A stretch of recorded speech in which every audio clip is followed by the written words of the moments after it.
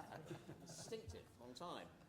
Welcome, I'm Nick Tillings from the Institute for Government, and this is the second in our series of 4 seminars to help the Institute with the project on the development and hopefully the improvement of the operation of public service markets. We're very grateful to you all for coming, as well as the A4E and the Guardian Public Leaders Network for working with us to make this event possible.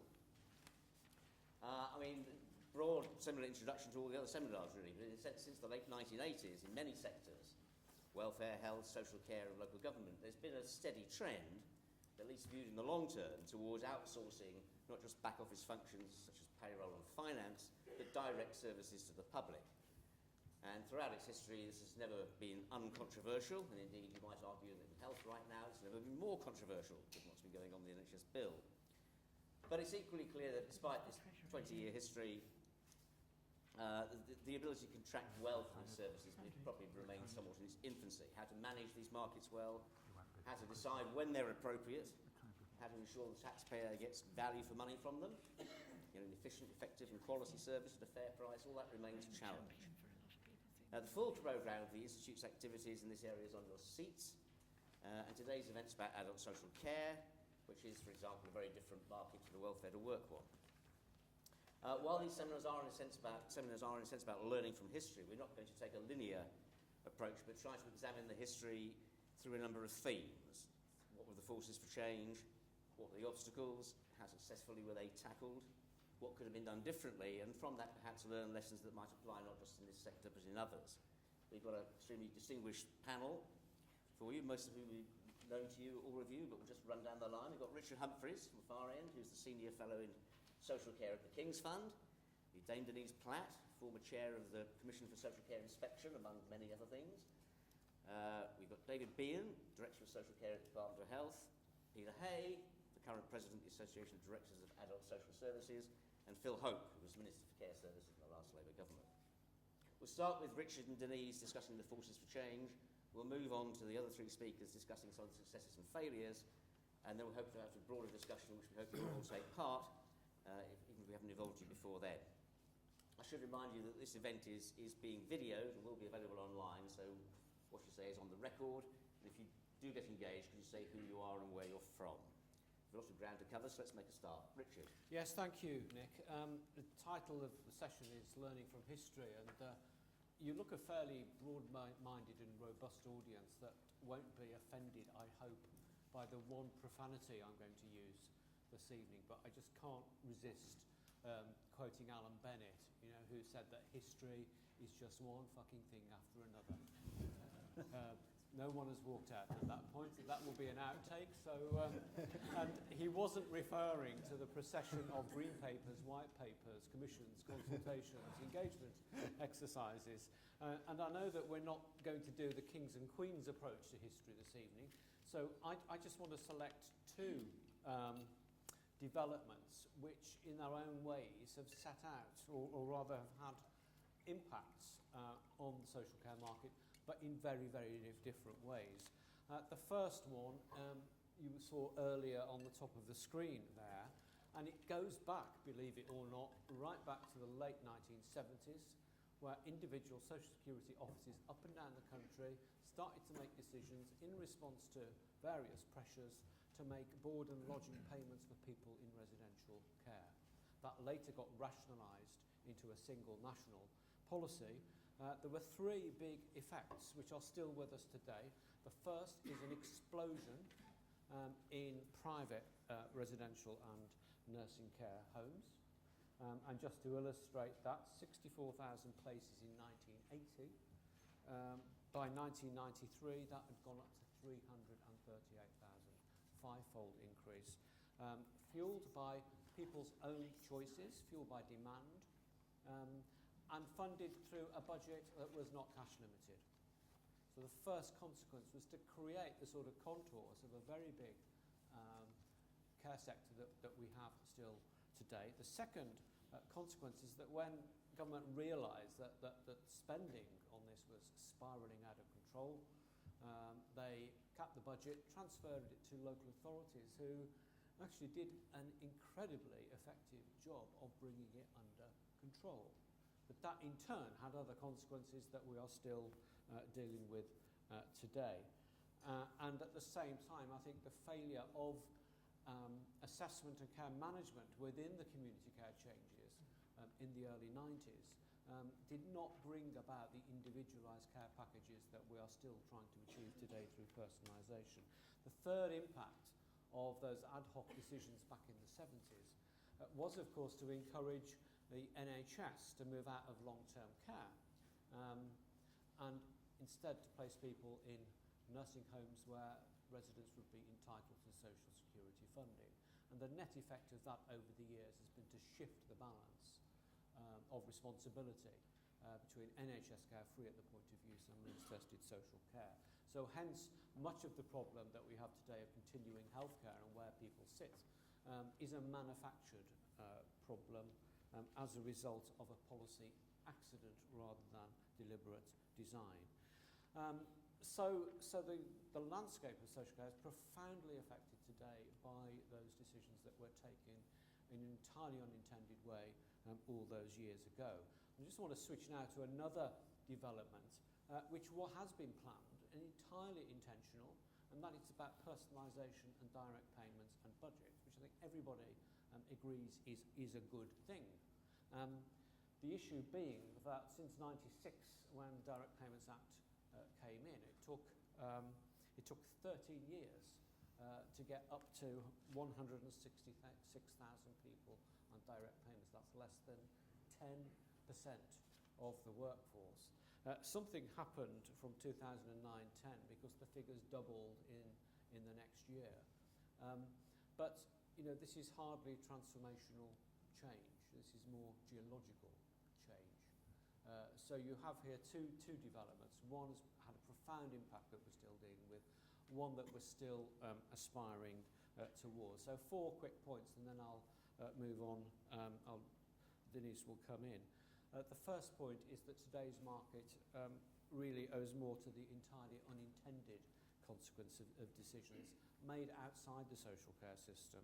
And that, I think, illustrates the limits of change that can be mandated through top-down policy. And I think it also illustrates that the financial levers and incentives probably trump everything when all is said and done. The second point is that although today's market is dominated by private provision, 90% of care home places, 84% I think of domiciliary care through the independent sector, it has been shaped largely by public money. That will change. That will go into reverse, and we may wish to debate what that will mean. The third question I pose is, what difference has commissioning made in all of this? And the more I look at this, the more cynical I become, because it seems to us, the work we're doing on integrated care at the King's Fund, that a lot of the innovation, and I think this applies to social care as well, is actually coming from providers. It's providers that are driving change and innovation. And my final point is that the impact of the individual on all of this in shaping the kind of market that we have today has actually been quite limited, especially in terms of personal budget holders or self-funders, where the evidence seems to suggest that people largely purchase what they already know about or what already exists. So the social care must be the only market where the collective result of hundreds of thousands of separate decisions is that things stay pretty much the same. There's no other market where this seems to happen, it seems to me. And that raises bigger questions about why the social care market doesn't work as well as it could. It raises the question of why is adult social care a technological black hole? Why is information advice so poor, and the various asymmetries around that? But those are 4 quick conclusions. I'll hand over to you, Denise. I want to go straight on. When I was asked to do this, the people asking me didn't know that I was president of ADSS in the year that community care was implemented, and I'd been vice president in the run-up to the 2 years. So I've just looked back at the speeches I was giving at the time, because our brief was to look at the history and the obstacles that we were encountering. And so I'm going to dwell on that introduction of community care in 1993. Interestingly, one of the spurs that I recollect was that actually we had quasi-markets already in health and education. And so it seemed a logical consequence that we ought to look at quasi-markets in social care. And what do I mean by a quasi-market? There are some common elements in quasi-markets which were identified at the time. It was a separation of purchasing and provision. So there were structural imperatives behind this development of the market in social care. There was managerial authority and responsibility given to provider units who were sort of separated and acting in different ways. And there was usually a change of funding to the providers, either through a formula, as we saw in local management of schools, or in contracts. And this is where contracts started in the social care era. There's also another feature in that the end user rarely exchanges money for the commodity that's there in the market. And although there are fees and charges in social care, actually those fees and charges are nowhere near the cost of the service. So very heavily subsidised still by state subsidies and by heavily funded by the state sector. So quasi-markets were around at the time. So we were just another flavour of the month. As Richard had said, there was unchecked spending on the social security budget, huge expansion of private residential care in the 80s, mainly small providers, a lot of them spending their redundancy money from the last recession into developing very small establishments which were their pension investment for later. And some of that is noticed later because some of the big conglomerates we now see siphoned up quite a lot of those small establishments into bigger companies. So we saw bigger companies developing through acquisition. We'd had the 1984 Residential Homes Act to try and bring in some standards because there was real concern about who was running these new sorts of establishments and what was the suitability of those people. So there was a positive intervention by government following the Griffiths report into the existing market to try and change it, to get local authorities to be responsible, the sole responsible agency for public funding in the independent sector, and to manage that pot of money explicitly to cap it. And there was a view that there was an oversupply, so the role given to local authorities was cap it, reduce it. And that was one of the very big imperatives behind the expectations of the time. Cap it, reduce it, and offer people a choice of domiciliary care. So it was cap it, reduce it, and move resources into this different sort of care because residential care is expensive, people have chosen it because it's there, and let's have the development of care that actually helps to support people in their own homes. So a bit of choice, but actually just choice of a different model. This was the time that we introduced eligibility criteria.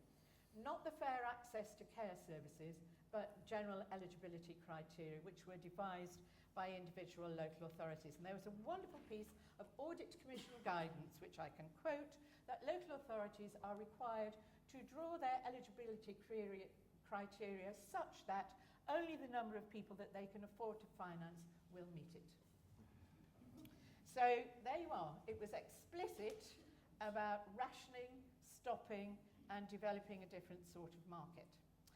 The other element that was there, real distrust of the monopoly of provision by the public sector. Well, here we go again. Were they giving value for money? Were they sensitive to individual needs? This is the time that we had CCT, compulsory competitive tendering, and there was a big debate about whether compulsory competitive tendering ought to be introduced into social care. It was decided not to go that route, but to try and develop a different sort of market. So councils were required to encourage and expand the independent sector whilst actually maintaining high quality public sector services, but not as many. And what we had seen in the run-up to community care and the accessibility of social security funding was a number of in-house residential care services transferred into independent trusts so that they qualified for the money and were therefore independent. So there was a whole range of initiatives around this. The health service did exactly the same. The health service moved out of long-term nursing home care on hospital wards into funding nursing homes using social security money. So an issue on the platforms was about the boundary between health and social care and who would pay for what in this new environment.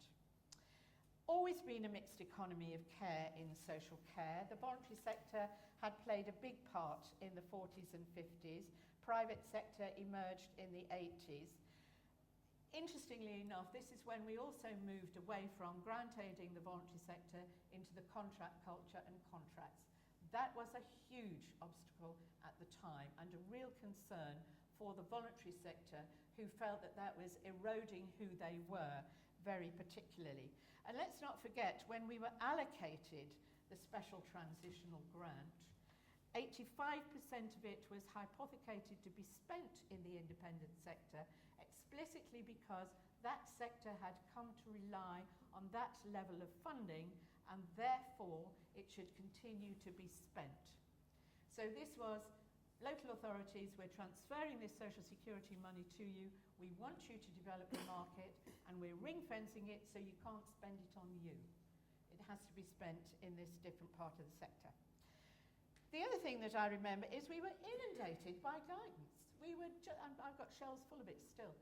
A community care support force, implementation was delayed 3 years, and the guidance is all about contracting and purchasing. The word commissioning appears every now and again, but it's about specifications. This is really to the roots of CCTV, even that, CCT and procurement. And for me, sows the seeds of why commissioning has not really been thought through beyond contracting. And people use the word commissioning when actually what they're doing is contracting. And if you've seen the guidance, then you'd absolutely know why. The other thing that was around at the time, which I think was there for quite a while, was a public sector distrust of the independent sector. You know, what are they in it for? And what are their motives for doing this? I've said there were many small operators around at the time. Local authorities were also responsible for inspecting the independent sector provision at the time. And there was a lot of debate about their even-handedness, and ultimately the responsibilities were removed because of the conflict of being inspector, commissioner, and still having some provision. And although the intention was to develop more domiciliary care services, and I think we've seen more domiciliary care services develop, and I'm sure Dave's got the figures at his fingertips. Whenever we debate, we end up debating residential care. We end up debating numbers of residential care beds that we need. We end up debating residential care, and it's almost as if residential care is the social care acute sector. It is huge and expensive, and we actually find it really quite difficult to shift it. And I have one last point. The other thing that we were really very concerned about, we were very concerned about the allocation of money. Just when I was vice president and Peter Smallridge was president, Peter Smallridge was the director of social services in Kent, and he had 4,000 beds and nursing homes in his area. I was director of social services in Hammersmith and Fulham. I had 6 beds and 1 home. He got the largest slice of social security money. I got the smallest. So how the resources played out across local authorities was very uneven, and you inherited a sector in existence. This wasn't here's a blank sheet of paper, go out and create it.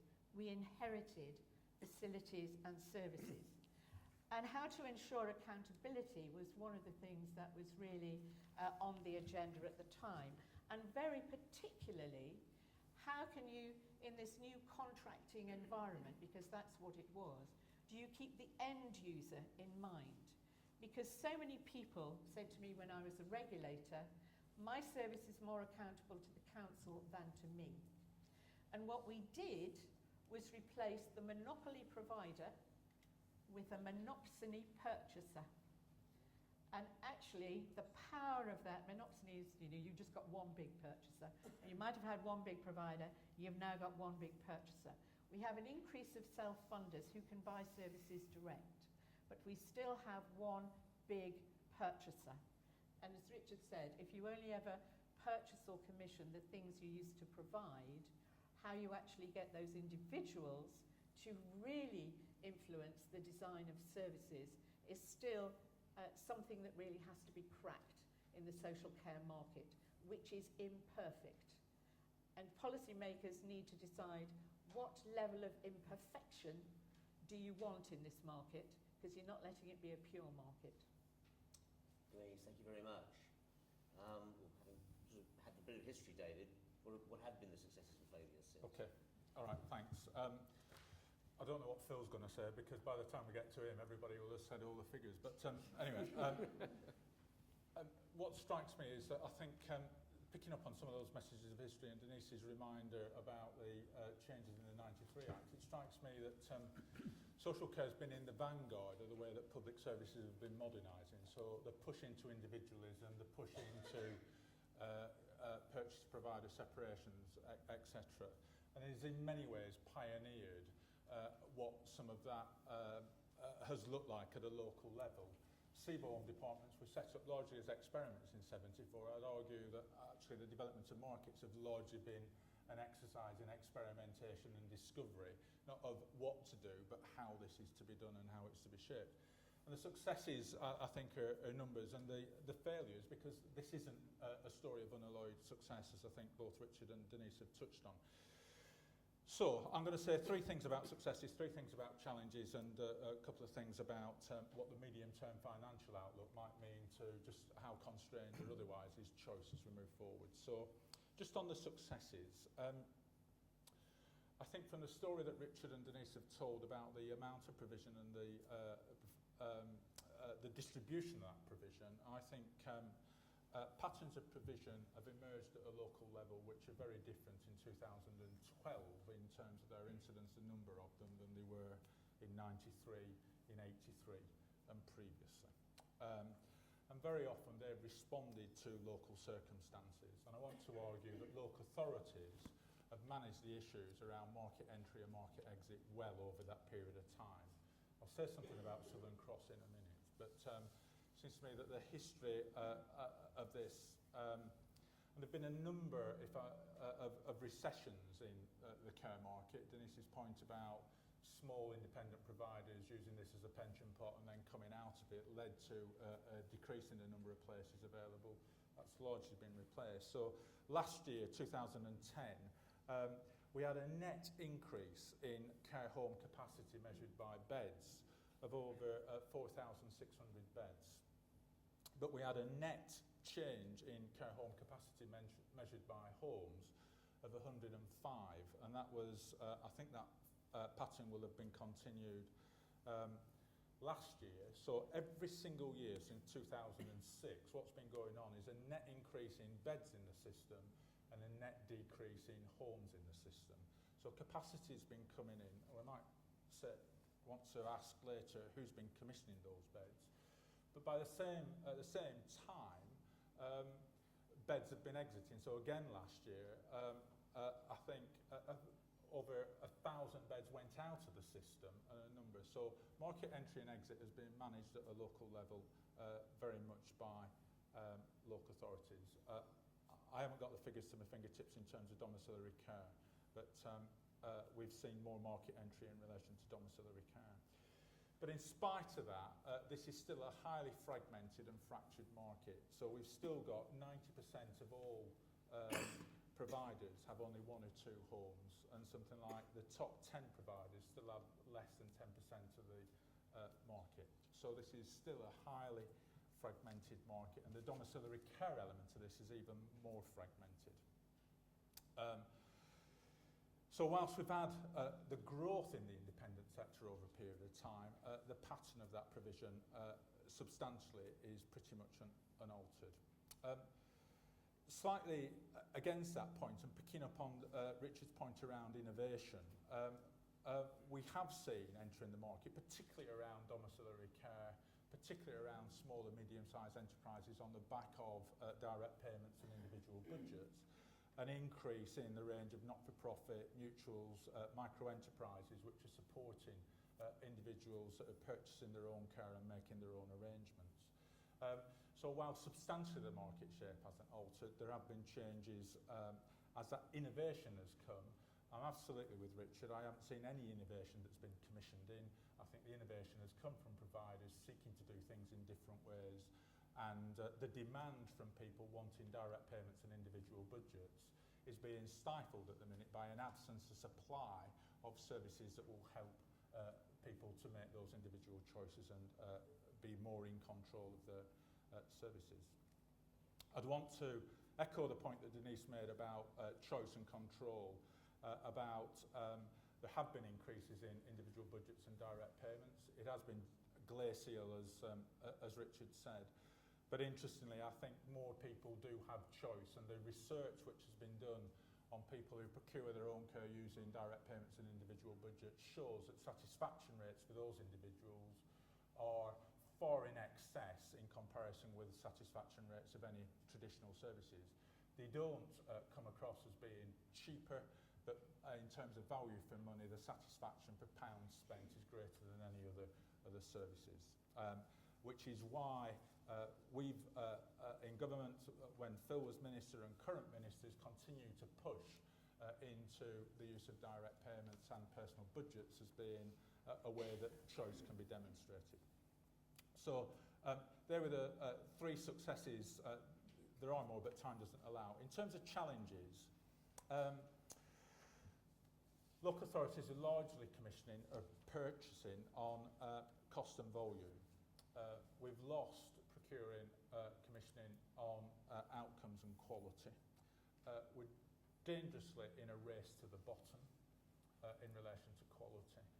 And there is a substantial challenge, I think, to the way that services are commissioned that we need to respond to. And we've talked about this for a long time, but we really do need to shift the local authority role from directly purchasing care into one that facilitates a wider market for the whole population. We've still got care markets which are pretty much organised in blocks of residential and domiciliary, with a small array of social enterprises trying to provide choice for people who want to make their own arrangements for care. And the market, creating and facilitating a wider market role at a local level is an essential part of the local authority role, in our view, moving forward. There needs to be more collaborative arrangements between local authorities. Authorities here in London, which are very close together, serving a population, do little to collaborate about how to make markets and actually create, how to share the risk and create innovation. And I'm personally of the view that new skills are needed. I think if I went back to work in a local authority to do these things properly instead of just talk about them, then I think one of the first things I'd do is actually make sure I'd got about half a dozen really good analysts that could actually drive a conversation at a local level based on data, not on rhetoric and emotion, which is a lot of how these debates get conducted. So I think new skills are required to do this. We do need to continue and then conclude the debate, which I think has been highlighted by Southern Cross, about whether there's a greater need for market oversight. Southern Cross really did precipitate some hugely important questions about service continuity and the risks associated, particularly with large providers. And I draw that, it's why I began with a point about market entry and exit has largely been very well managed over the past 20-odd years by local authorities. I think what we were confronted with, and Peter, I have to say, was absolutely fantastic in the way that he led that local solution from ADAS in relation to Southern Cross. What it's precipitated is when you've got failure over a larger scale that is beyond individual local authorities, there is actually a need for some greater collaboration across the piece. But the real issues around Southern Cross, and remember this isn't finished yet, there is still a legal entity called Southern Cross, which, so the whole set of the legal process isn't yet concluded, raises some issues about the complex financial structures which exist in relation to funding care, and that has made the challenges of resolving those issues even more challenging. There's a number of other services which service continuity is an essential issue of private capital being involved. It's not an option that we don't have water, it's not an option we don't have electricity, for instance, and having continuity on back of those public services where there are private investors is a hugely important issue, and Southern Cross precipitated that. It also raises some pretty important issues about accountability. I'd got to go to answer the government, state the government's position at the Public Accounts Committee to Margaret Hodge, whose question was, why isn't government doing more to stop things like Southern Cross? And it's very interesting about where you've got a market set up, I thought, by a Labour government, how the questions then about who's accountable for resolving this. Kieran, you better answer it. All right. But there is one of the paradoxes of the position we live in is a desire to get more plurality and set up markets, and then an issue about once you've set up markets, still holding government accountable for when those markets fail. It was Stephen Dorham. There's a number, but I'm anyway. not sure I'll come back to it, David, but people might argue that Southern Cross was a success. I mean, no homes closed, nobody got thrown out. Well, I do want to, I would argue that a number of people worked very, very hard. A number of people in this room worked very, very hard. Peter's performance was quite outstanding in my view. And I thought government worked very well with those to ensure that Southern Cross was resolved without taxpayers' money being spent and continuity being secured for those services. A very interesting issue, if we had a failure regime, would a failure regime stepped in earlier and taxpayers' money would have been used, and we might not have had the service continuity. There's a huge paradox about just thinking through where we go in terms of service continuity regimes, given that experience. But is it acceptable then to say next time it happens, a bunch of people will get together, the department will lead some activity at a national level, ADAS will lead it at a local level, and it will work out all right? In effect, what we did is run a continuity regime, an insolvency regime. If this had been a private company, it would have been wound up. No two ways about it, it would have been wound up. The only reason it wasn't wound up is significant decisions were taken about service continuity and the need for people who were in services to end up in other services, even though the ownership might have changed as a result of that. Now, I would also argue that a number of market entry and exit issues in Southern Cross were kept artificially alive during that period. So it was a bigger company that it needed to be. So in a sense, what we did is keep it alive, Chai's here, and those people that are now running these services have got to make some hard decisions about the viability of some of those services and whether they're needed at a local level. Some of it should have closed. So, absolutely my point, yeah. So that, I think, is where I go. But it raises issues around, should you have market oversight? Who should take the role? What is the role of government in that? What is the role of the sector? Who is accountable for these things? What is the role of local authority commissioners in relation to this? Because we're heading for over 50% of people procuring their own care being self-funded. As more of us go with equity into our old age, the number of us that are making these arrangements, we're currently at about 40%. In West Sussex, it's about 90% of all people in care homes in West Sussex are self-funded.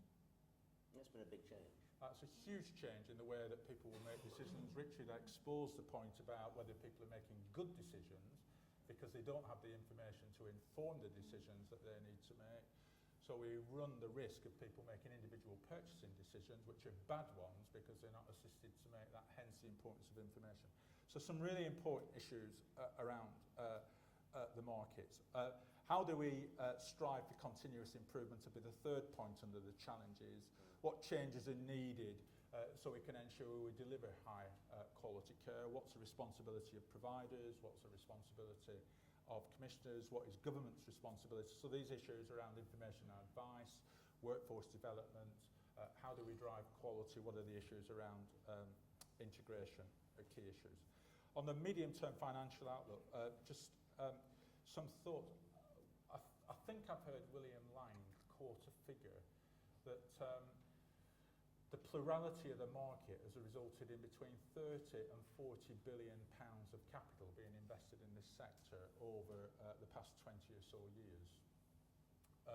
If you add up all the capital grants that local authority, that government has given to local authorities over that period of time, I don't think you'd dent that figure, quite frankly. So So one of the paradoxes, again, that we need to tease through is how do we get capital into these markets so we can drive improvements in quality, etc. Is that going to come from the market? A lot of equity providers still see this sector as being an attractive place to invest in spite of what the markets are doing at the minute. The demographics are strong, there's rising numbers of self-funders, they've got equity which is sitting behind them, this debate about the difference between income and wealth. Personalisation and direct payments means we are going to get a more empowered set of consumers eventually. So this is still an attractive sector for people looking to make long-term investments. How is that going to be harnessed and taken forward? But there are some quite serious and significant short-term pressures. A number of companies are still highly indebted. There's little potential to absorb current cost pressures. The issues around commissioning and the volumes that are in the system for commissioning are key to this. There's a downward pressure on local authorities' funding, which they pass on in terms of fees. Fixed costs are rising. So this is a perfect storm waiting to happen in relation to these issues.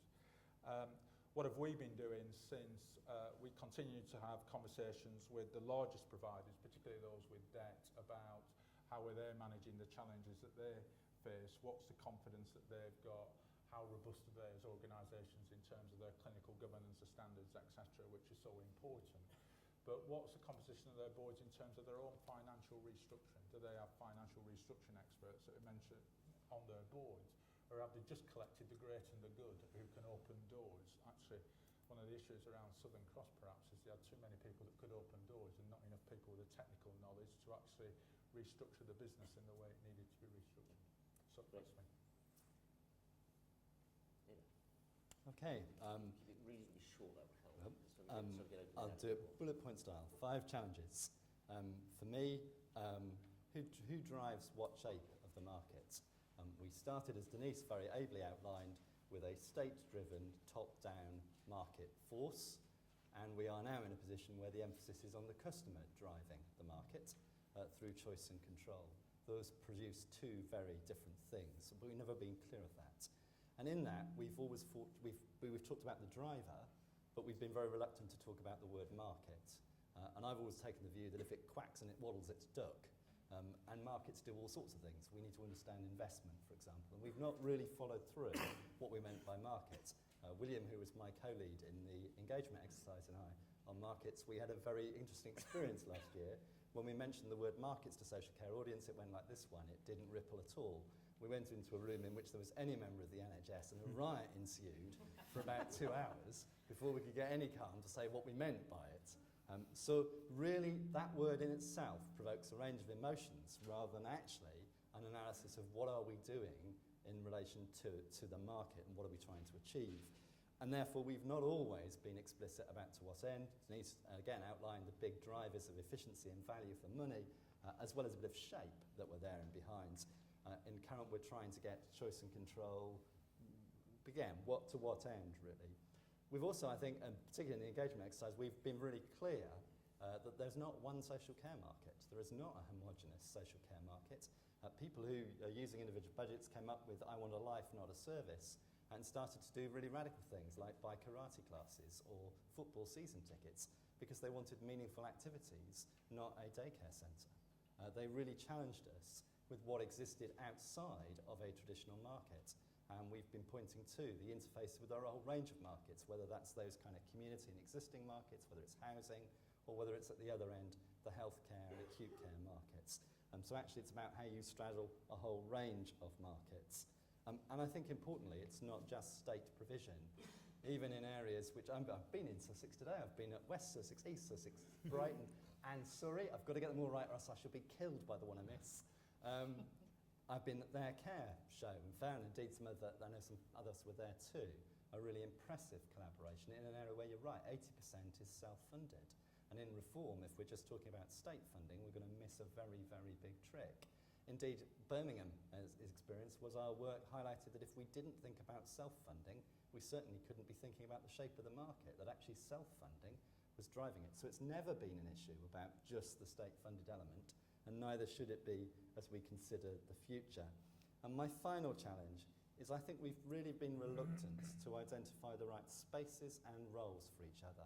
If you think commissioning can provide innovation, show me somebody sitting in a room doing a contract that can drive the detail of your business. Innovation is the provider's concern, just as quality should be, and commissioning contracts, purchasing, pricing should be about pipelines that help you do those things. And when we've talked in the other way round and got it the wrong way round, got ourselves into all trouble. And equally, it's really interesting tracking back Denise's history. Commissioning is but an infant. It is still in, I think it's still in primary schooling. It's got a long way to learn, and we should give it that ability. We sometimes expect it to be master's educated in terms of competence performance when it's only a few years old. And we need to continue to evolve it towards that total place, whole markets approach that I think David so ably outlined.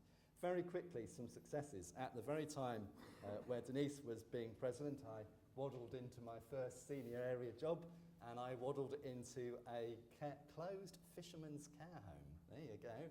Where my office, which not only had a very strange odour, was previously the room of 4 gentlemen. At the back of it was a single room that the single man walked through the other 4 beds to get to. The opposite side of the corridor was a room shared by 6 gentlemen, off which was a room shared by a pair, and in the middle was the single bathroom and toilet shared by all of them. That was only at the back end of the 1980s. When I moved to Birmingham, this man here was reminding Birmingham that it might be a good idea to have some privacy in the toilet facilities in the care homes it ran by putting some screens in the way. You know, those were sort of the basic issues. We were closing large institutions. A large mental hospital at the back end of Lincolnshire was one of the first things we did at the end of the 80s. We have come a very long way, and that huge investment that David outlined isn't just about flashy buildings. And if you look at where Birmingham is now to where it was a decade ago, I would argue that capital investment is about buildings that are sensitive to dementia, is about buildings that do not commode people in the middle of their bedroom. And some of the dignity that goes with that is essential, and we've got to have that right infrastructure. We'd never have done that on public money, and we don't celebrate that enough. Secondly, I would argue it's an enormously diverse market. Despite actually the predominance of block contracting, it is incredibly diverse with, hang on, it's down here, 22,000 organisations near enough as employers. And it'd be interesting to see whether the competition that arises from customer choice, because my A-level in economics says that drives monopoly markets, will again manage to lead that diversity. And I think we need to be working out what are the things that enable us to keep the right shapes, the right choices. Because, of course, people respond to intense competition by consolidating. My third success is a bit of a challenge back to those that think that personalisation has been a little steady. The second biggest workforce sector are personal assistants. They are now 14%. They've knocked councils out of automatic promotion into 3rd place in the employment table. That has been a quiet, understated and often unacknowledged revolution in the size and shape of the workforce. I think we've got a long way to go with personal budgets, because we've got to give people who are dementing, who are the majority purchaser of state care, who I think may have trouble controlling money, if I know enough about dementia, the same choice and control as those exercising individual budgets and holding direct payments. And that is, I think, the really big challenge lying ahead for us. But given that huge success of the quiet revolution, I'm confident about it. And my final success is I think there's a lot of success that this sector doesn't want to herald. We did blog at Christmas that at one point it did seem like the argument was that 1.5 million people came to work to somehow abuse the people in their care. Actually, I believe the reverse is true, that despite the fact that the law is bust and antiquated, despite the fact the financial system is under great strain, there are fantastic examples, everybody's got them in the room, of really great care. There's not enough, and it's not consistent enough, and the system is capable of better. But actually, I believe it's still motivated by people with the right values in the right place.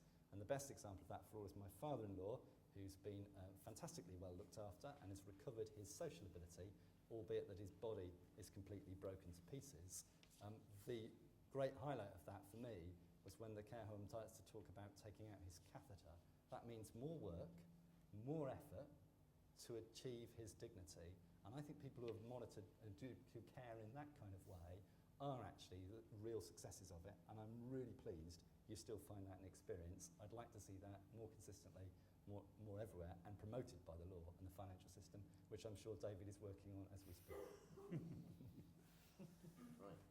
Finally, and I will be Yeah. brief and succinct. A couple of thoughts from me. I think that the social care market is a very, very large and diverse market, and in a way, it surprises me in that sense that there's not a problem of entry to the market because there are so many providers in it. I think there is a problem about exit from the market. And although, David, I know you said you thought that was being managed well, I'm anxious, and I was anxious at the time, that we were perpetuating providers in the market that weren't providing the kind of quality that we needed, and the market wasn't dealing with it in a way that I would have anticipated the market would have done. Now, I think the points that have been made about personal budgets and direct payments may assist in that direction, but it does require people, and I think this is what is absent from the system, is having the information to make informed choices. I mean, you need to have a diversity of provision out there to choose between it in a social care market, but you also need to know what's out there, what its cost is, how it compares to others. And for people who are entering into an older life with dementia, it may not just be the individual, it will be their families as well. And I think we put a lot of emphasis around information and advice. And I remember thinking at the time when we were writing the white paper Building a National Care Service, why all this emphasis on information and advice? It doesn't, that's not providing a service to somebody. But of course, in a market, that's exactly what you require. Without that, people aren't making informed choices. The providers haven't got that pressure from the customer, who is an informed customer, to change their practice or to do whatever they need to do in the market to provide better services. That's my first point. The second point is I'm pretty convinced that the market is massively under-resourced and underfunded, which is why we've got this drive, as you put it, rather succinctly, David, down to poor quality provision. And now, looking back on the politics of that over the last, say, 10 years, I think whilst there were extra resources provided for social care, I think the NHS did grab the political attention and therefore did grab the bulk of the resources that were available. And social care did get some of the share of that growth, but didn't get it in proportion to the way that the NHS certainly did. And I remember the battles that we had to try and get the political attention from prime ministers and cabinet members for the importance of the social care agenda as opposed to the NHS agenda. And of course, the irony of that is that if we underfund the social care system, it puts enormous pressures on the NHS. And so there is a real need, an absolute need right now in going forward with an ageing population to create that integration between the two, because it's the social care solutions that are going to provide the solutions to the NHS problems that at the moment are being looked at in the acute system. But we've got to get people looked after more in their own home. We've got to reduce admissions to hospital. We've got to reduce readmissions. We've got to provide that care in people's homes. That's a lot of the work I'm doing at the moment. Kieran Brett and I have set up a company called Improving Care, and we're developing a social impact bond with particularly that idea in place, external investment, driven through rigorous performance management and contractual relationships that will actually mean people are prevented from going to hospital, and the savings in the NHS that accrues from that then funds the growth in the ageing population. And it's not just a UK problem. The work we're doing with Imperial, Aradazi and the Global Health Institute there, with a forum on ageing and health, is saying this is not just a problem for the UK, this is a problem, the way the social care market works and how that works with other, the NHS in our country, other care providers in other countries. How do you deal with that if you've got that pressure of an ageing population? Because the system will simply fall over unless we find the resources and put them in the right place and reshape both health and social care, one being the means to reshaping the other. Without that, I don't think things will be successful. I'll point to one particular success on personal budgets. The reason why personal budgets did grow so much towards the end of the last administration was the Transforming Social Care grant was a very, very clear way of putting money in the system for a particular purpose that did allow councils to get that double running that they needed to do to generate the new ways of working whilst having to maintain existing ways of working. That is one of the key problems, I think, that we face going forward, is how you resource and double run services whilst one lot are changing into another. I don't think a market solves that problem. I think government has to play a role in that, or else the fragmentation will work against the integration that is absolutely required across the health and social care systems.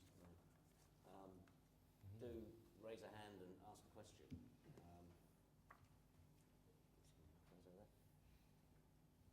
Hi, good evening. I'm Adam Sharples. I'm Director of Policy for Which. Until recently, I was responsible for commissioning welfare to work programs in DWP, so have that perspective on all of this.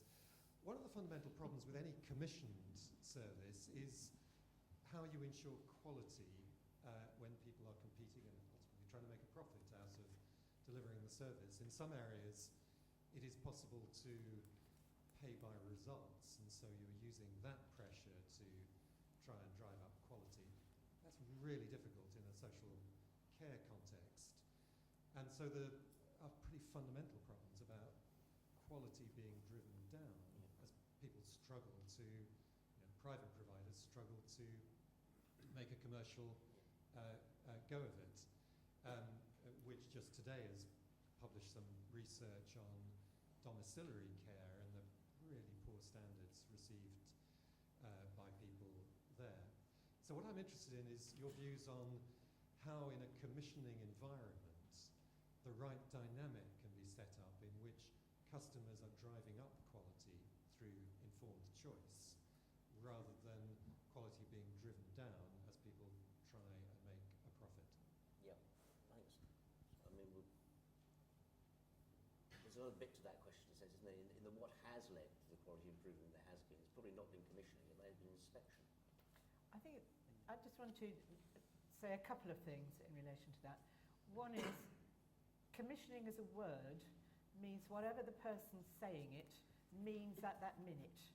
If I knew that there was some sort of agreement around what commissioning is, I might be able to respond to that. I remember standing on a platform talking about local authority commissioning alongside somebody talking about NHS commissioning. The definition in the NHS was commissioning is about, I have a finite budget and what am I going to spend it on this year and how am I going to pin it down and how am I going to know what I get. The local authority commissioning was, what is the sort of place I want to encourage my geographical community to be and how can I encourage a sufficiency of supply even if I don't buy it. So I think commissioning can mean all sorts of things, and I think it's really helpful for people to try and unpick it. As you know, I'm now at Hello Care Providers Alliance. I'm now a red tape champion for the independent sector, looking at the government's current red tape challenge on the review of regulation. We brought in quality ratings as a commission in the teeth of major opposition.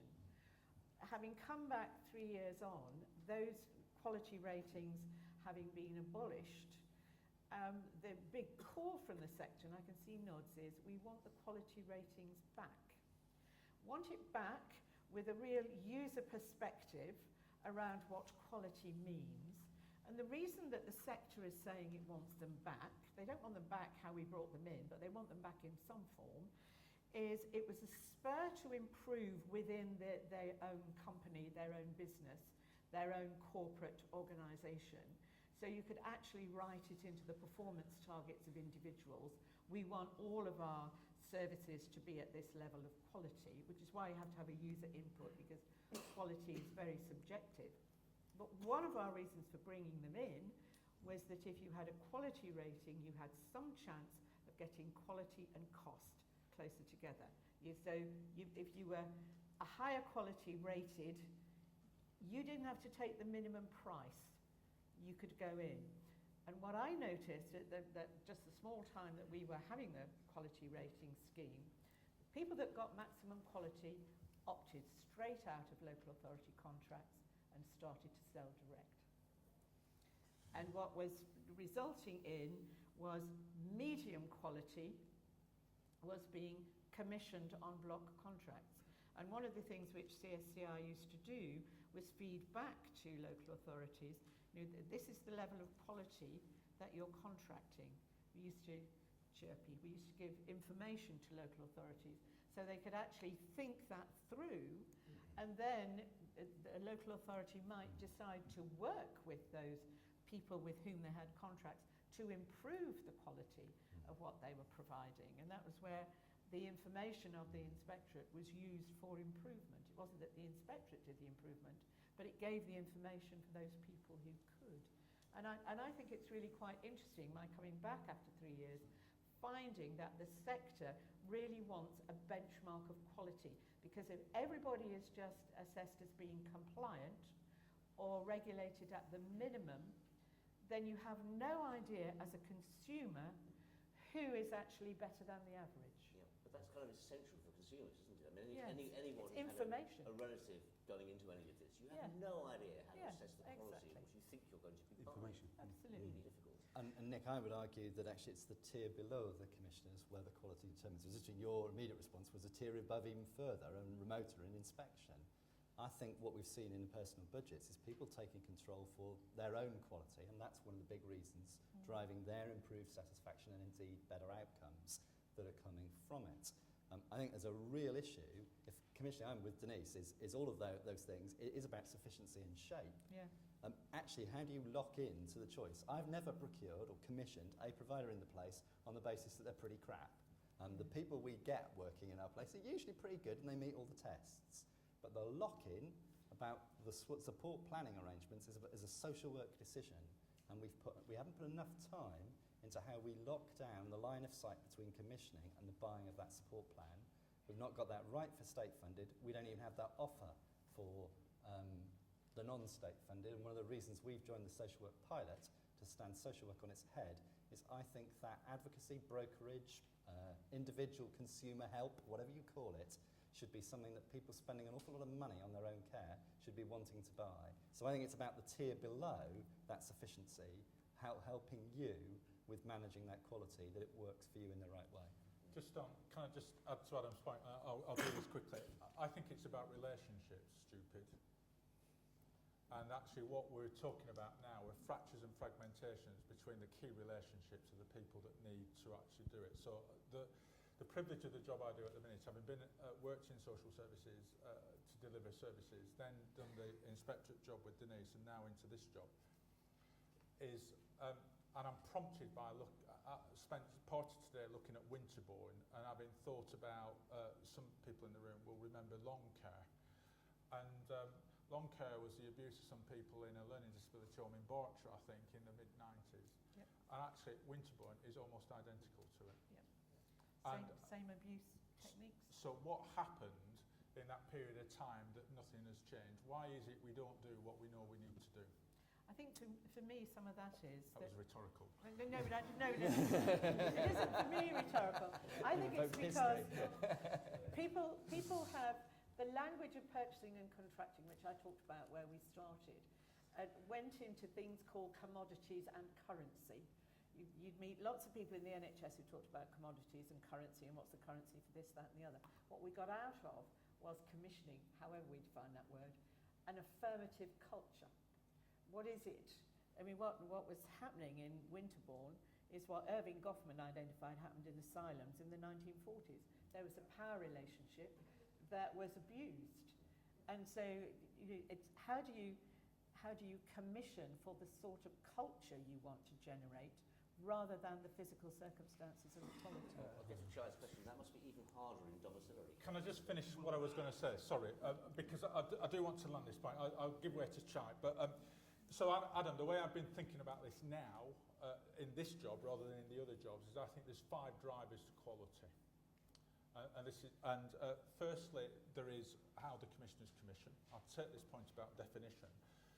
But actually, there's a provider responsibility about making sure the quality of the service that they offer is right. There's a clinical governance responsibility about the quality standards that it's run to. Last time I provided services, we talked about a duty of care that people had to the people that they cared for. I think there's a professional responsibility. Actually, I defy any professional, whether they've done 7 years to become a doctor or just done the lifting and handling techniques, not to know that hitting somebody is not an offence. That isn't actually a higher form of science. It's actually an assault. So there's a professional responsibility. Remember, there was a Winterbourne had a psychiatrist that was on site. This is my point about clinical governance in organisations. The 4th one is regulation. You cannot regulate quality into a service. And yet CQC were blamed for the absence of quality in a service. You can't regulate it in.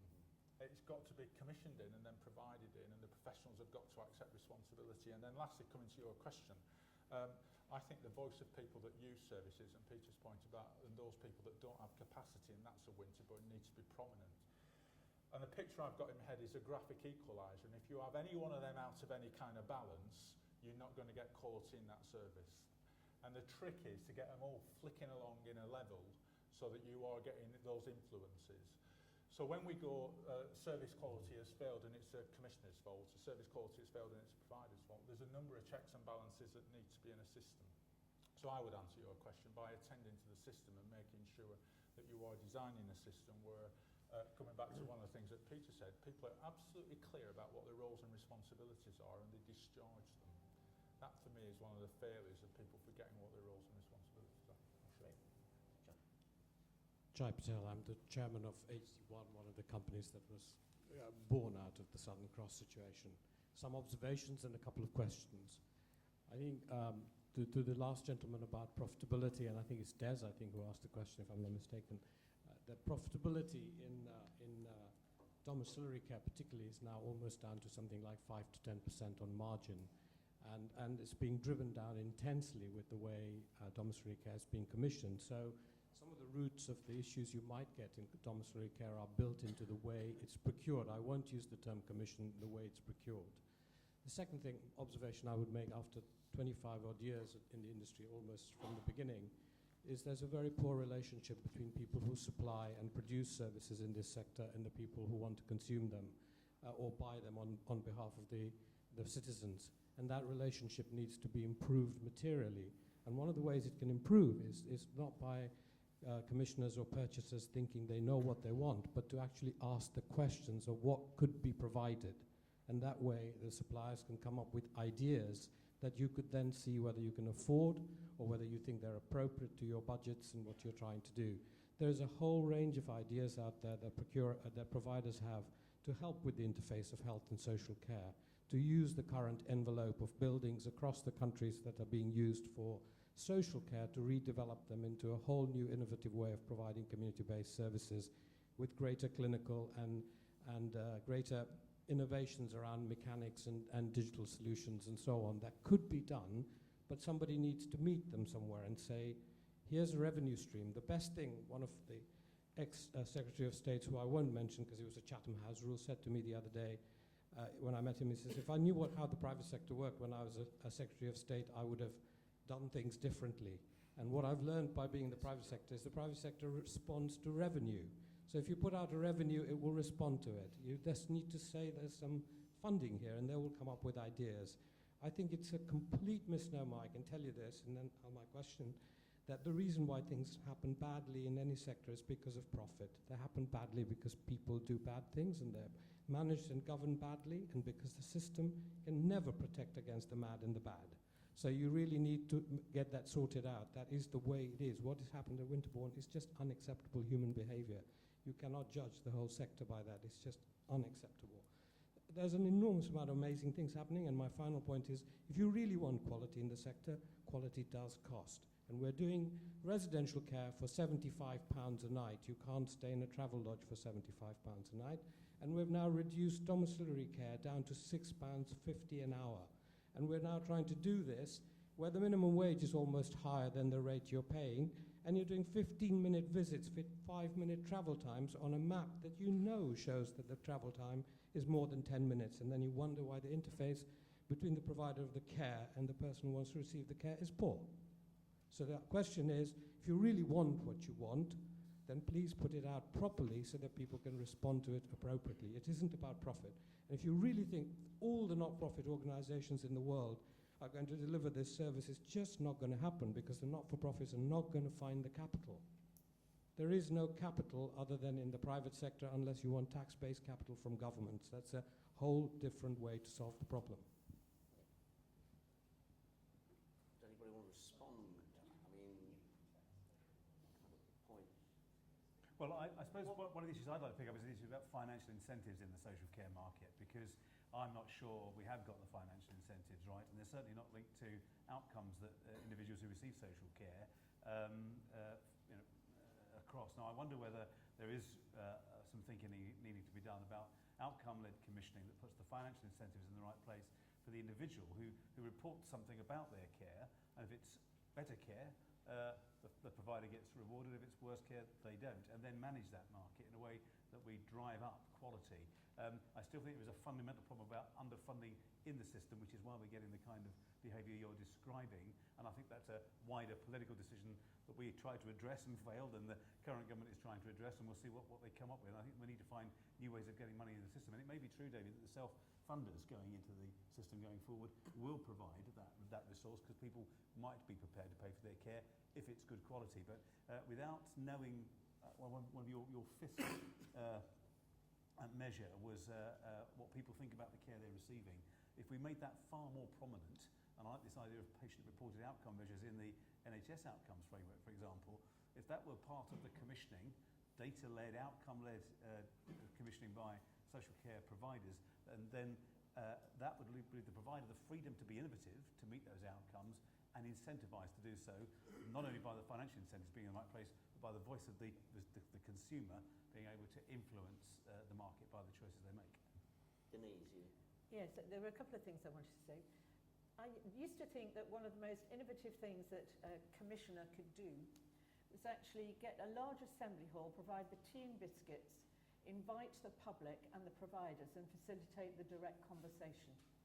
Because that's what providers need to hear, is directly from the people who want to receive services, and there needs to be that direct dialogue, and you can then take the information and use it differently, but not acting as an intermediary or an interpreter of the one to the other, but actually facilitating some of that direct contact. And the second thing I wanted to say was doing some work with Phil in the Global Health Innovation Unit.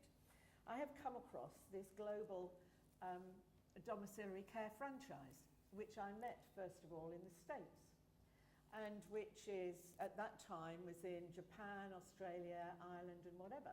And I discovered that they are now in the UK.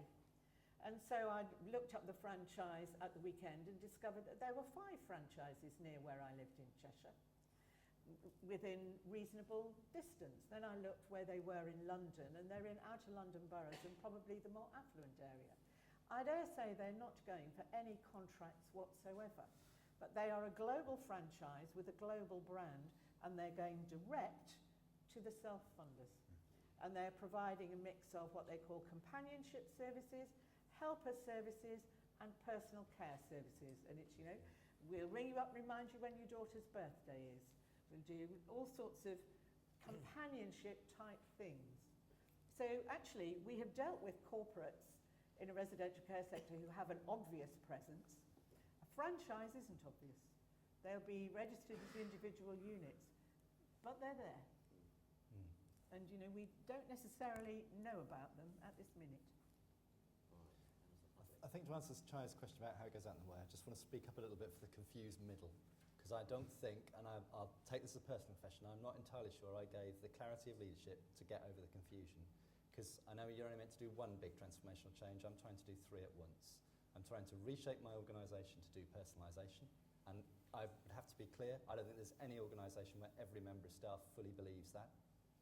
I'm trying to, despite the fact in Birmingham they've all been interviewed and selected on the basis of their competence for doing that. Then on top of that, we're trying to reshape the market and all the offer that goes with it. And then now we've superimposed over the top of that, do that on a third less. And I had staff who I thought I'd appointed with the right competencies and the right beliefs, who suddenly thought, Peter Hay will be back here next March, needing to pay his mortgage. I better go back to doing some old ways to make that budget matter more than anything else. Which one of those big 3 changes matters most? And I don't think we've got, and we are moving back to clarity, that we might be able to do it through the methods of preventing and enablement. But I think particularly with the speed and shock of which the third out came, there were moments where lots of old behaviours and old ways of doing it reappeared alongside a new transformational method which wasn't deeply embedded enough to withstand that shock. I think we might be getting back to it. I can see signs of that, but I think we should acknowledge some of that real difficulty that people in the middle of organisations have had to face up to. Right, I'm very conscious of time, so we're a quarter of an hour longer than we said we'd keep you in the first place, but we seem to be, so I'll keep going. I'll take 2 more questions and then we'll finish. If there's one there and one here. Shirley Ayres, social care commentator. Paradoxically, one of the things that I think Emma Harrison did get right, because I was listening to her at the ADSS conference, was asking the question, why are there 15 individuals involved in a care plan? And when we're looking at how health and care don't work together, and I was looking at the photo there and thinking, is that someone in health or someone in care? The images we have, but I mean the barriers we've also got, is about too many people, services not connected. Denise mentioned about one franchise. I'm aware there's many, many different services that are available, and I suppose I'd come back to Richard's question, why is the information and advice that is available so poor, and how can we use technology to actually promote social innovation? Because in a sense, Phil, when you were talking about the transition grant, sadly, a lot of it was wasted. Yeah. You know, 153 authorities developing RAS systems. So I'd like more collaboration. I agree with what you're saying, but we have technology as a black hole, and I'd like to know what you're going to do about it. Right, can we take the second one? Take the 2 questions together. Hi, Michael MacDonald from the Institute of Global Health Innovation and Imperial, working with both Denise and Phil. I just wondered, both of you, in fact, I think Richard as well, cited commissioning as a sort of block to innovation. It ends up being you're commissioning more of the same. You don't, it's a very hard thing to get out of. I'm wondering then whether we weren't radical enough, and we should get much more radical about markets, get rid of commissioning, and go much more to a direct funded model. Okay. Comments on those 2. Could I comment on that? Yeah, I mean, I think we need to think much more out of the box. And I love this story. It doesn't have a rude word. It's about Nikita Khrushchev, one of the late great Soviet dictators, who visited New York in the early 60s and was given a helicopter tour of Manhattan, and he looked down on this seething mass of humanity, and he said to his companion, but who organises the bread for all these people? You know? And actually, if we were starting from first principles and we said, well, how do we organise bread for the people of London? We wouldn't ask Boris Johnson to do it, would we? Or Ken Livingstone. And I think sometimes we kind of assume that the only way things can happen is through local authorities doing things, and the Department of Health doing things. And maybe we need, picking up Shirley's point, we need to make greater use of technology and social media to connect individuals that need care with people who can provide it in much more imaginative ways than we have done at the moment. And let's look at the 2 billion, I think it's 2 billion, that local authorities spend on assessment and care management, assessing fewer people to tell more and more of them that what they're not entitled to, and put some of that, I mean, what we spend on information advice is pitiful. So, and we wonder why the market doesn't work, and we've got this big asymmetry. Can I just, sorry, I think the point about assessment is an assessment's changed, because after 12 weeks some of these conditions varied, and suddenly you go around the whole assessment routine again, and so there does become a lot of money being spent on continually asking somebody about how they are and what's happening to them, and not actually doing things to help them there and then change. So I think there is an issue there about how assessments are undertaken, and I would say there is a technical solution to some of those questions.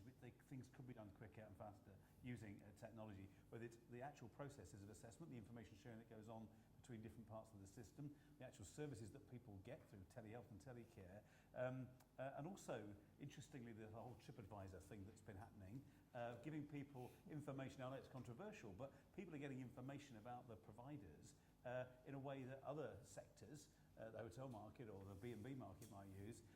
Now, how does that play out? Now, I can see that there's going to be providers out there wanting to put these forms of immediacy in terms of interaction between the customer and the provider, which will almost be your people in a hall that you were describing, Denise. It'll be done all on the internet. Now, I think that's going to happen very quickly, and if it does happen very quickly, it will change the market, and it will be a part of an information portal. Now, the only question I've got about that is the quality of the information, all the issues that go with that, and whether the government's got a role in creating better information portals, if that's the right word to use, that immediately put the service user in a relationship with the service provider. I'll leave it there. I just wanted to pick up the direct funding as well. I think one of the things that happened in the development of the market, as I described, is that providers in the market forgot they were in a market. If you only have to sell yourself to one big purchaser, you get very lazy. And what the market stopped doing, what providers stopped doing, was actually talking directly to lots of people and actually saying what their wares were and explaining directly to the customer. I'll try to give you the last words. What Cancer Source then forgot and was shocked about was that actually people were buying their own care without any information and advice. And one of the things that drove Birmingham early into the information advice thing was exactly members' realisation that people paying their own money were getting nothing from the state.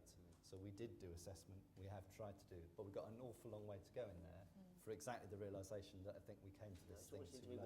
One of the key roles councils could play. And I think particularly if they're about this breadth of view, not just a single market, and they're about life courses they do. And there are places that there are a lot of people who do without commissioning. They're self-funders, and the evidence is they get the worst outcome. I do believe that commissioning has a role, but it's not at the front line. It's about the supply side, but being the pipeline to great things happening at the front, not the front edge, which can do it. But all the evidence is that for those who spend the most, their outcomes can actually sometimes be the worst. Distressed purchasing and nobody helping shape that provision is not a good outcome either. David, last word. Shirley, nothing profound to say about it, but again, one of the treats of doing the job that I do, you get out to speak to people, and so I spoke to a group of people using personal budgets who use Facebook to trade hours. So my care assistant's off on Saturday morning, and has anybody got any help? I need to go to, I don't know, whatever I'm going to do on Saturday morning. And they were actually using, it wasn't going in and out of the council, it was going between them using Facebook. Quite inspiring stuff by In Control and Harrow Council, Shop for Support, where people are procuring. So fantastic people, examples of people using innovation just to do business in a different way. Any flight, the past 10 flights I've bought have all been over the internet. I haven't had a conversation with anybody. I've just gone on. Some people are now getting the care sorted out just by going on the Shop for Support. All power to Harrow's elbow, in my view. In terms of are we radical enough, what I was trying to say is I think local authorities need to concentrate on developing their markets, and this is Peter's point about getting out of it. So I think we are radical, and I think the truly radical element of personal budgets is you actually are, if you think about it, reducing the role of local authorities in commissioning by giving the power to the individuals. That's why I said to Adam, this is about relationships, stupid. So it is about a conversation. Peter himself did something a couple of weeks ago about how can we actually turn round a conversation with somebody about a service so it becomes about what they can do and how we can help people to do that instead of what they can't do and how we're going to compensate for them not doing that.